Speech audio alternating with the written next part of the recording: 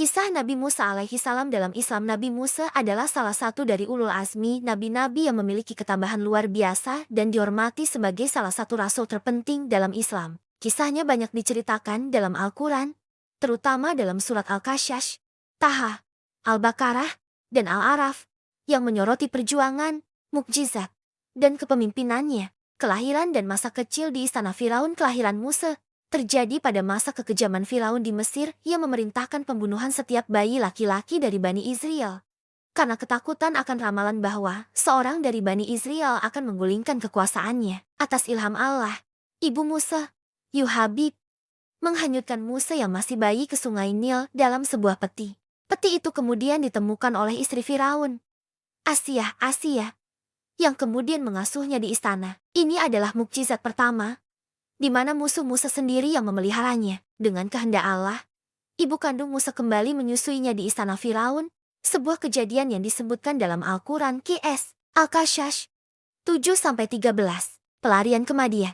Setelah dewasa, Musa melihat seorang Bani Israel berkelahi dengan seorang Mesir. Tanpa sengaja, Musa memukul orang Mesir itu hingga meninggal. Karena khawatir akan hukuman Firaun, Musa melarikan diri ke Madian. Di sana, ia bertemu dengan dua putri Nabi Syuaib. Sebagian ulama berpendapat demikian. Meskipun Al-Quran hanya menyebutnya orang tua yang saleh dari Madian, Musa kemudian menikah dengan salah satu putrinya setelah bekerja untuk ayah mertuanya selama 8 atau 10 tahun. Qs. Al-Kasyash 23-28. Penerimaan wahyu dan kenabian. Setelah menyelesaikan masa kerjanya, Musa bersama keluarganya dalam perjalanan pulang dari Madian. Di dekat Gunung Sinai, ia melihat api. Saat mendekati api itu, ia menerima wahyu dari Allah SWT di lembah Suwa yang disucikan. Allah mengangkatnya sebagai nabi dan rasul, memerintahkannya untuk pergi kepada Firaun dan kaumnya untuk beriman kepada Allah yang Maha Esa dan membebaskan Bani Israel dari perbudakan. Allah juga memberinya dua mukjizat utama sebagai bukti kenabiannya. Tongkat yang berubah menjadi ular besar, ular putih. Tongkatnya dapat berubah menjadi ular besar yang menelan segala tipuan para penyihir Firaun. Qs. Taha 17-21. Al-Araf 104-107. Tangan yang bercahaya. Tangannya dapat mengeluarkan cahaya putih terang benderang tanpa celah. Qs. Taha 22. Al-Araf 108. Musa meminta kepada Allah agar Harun, saudaranya, menemaninya dalam dakwah karena kefasihan Harun dalam berbicara. Qs. Taha 29-36.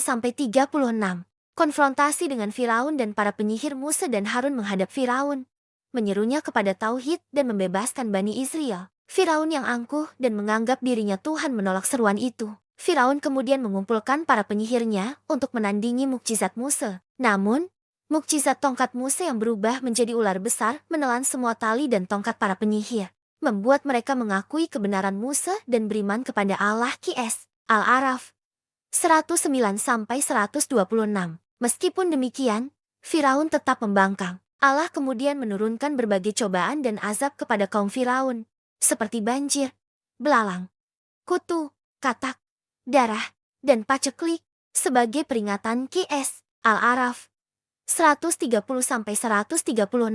Namun, Firaun tetap bersikukuh dalam kekafirannya. Eksodus Bani Israel dan terbelahnya Laut Merah. Akhirnya, Allah memerintahkan Musa untuk membawa Bani Israel keluar dari Mesir secara diam-diam. Firaun dan bala tentaranya mengejar mereka hingga tiba di tepi Laut Merah. Dalam keadaan terjepit, Allah memerintahkan Musa untuk memukulkan tongkatnya ke laut, dan laut pun terbelah menjadi 12 jalan kering, memungkinkan Bani Israel menyeberang. Qs. Asy-Syu'ara 63-66.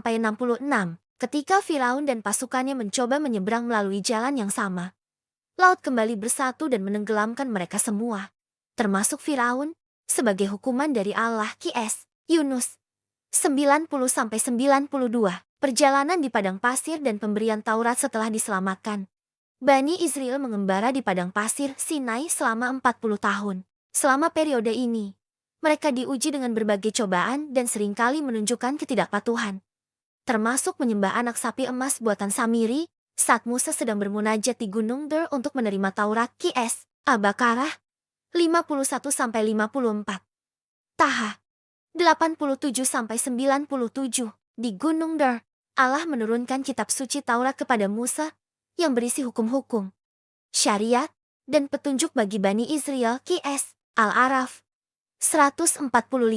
Pertemuan dengan Nabi Khidir. Al-Quran juga menceritakan kisah Musa yang melakukan perjalanan untuk menuntut ilmu dari seorang hamba Allah yang saleh, yang umumnya diyakini sebagai Nabi Khidir. Dalam kisah ini, Musa menyaksikan beberapa kejadian yang tampak aneh dan tidak masuk akal, tetapi kemudian dijelaskan oleh Khidir sebagai bagian dari hikmah dan takdir Allah yang lebih besar. Mengajarkan Musa tentang keterbatasan ilmu manusia dan keagungan ilmu Allah. Qs. Al-Kahfi 60-82.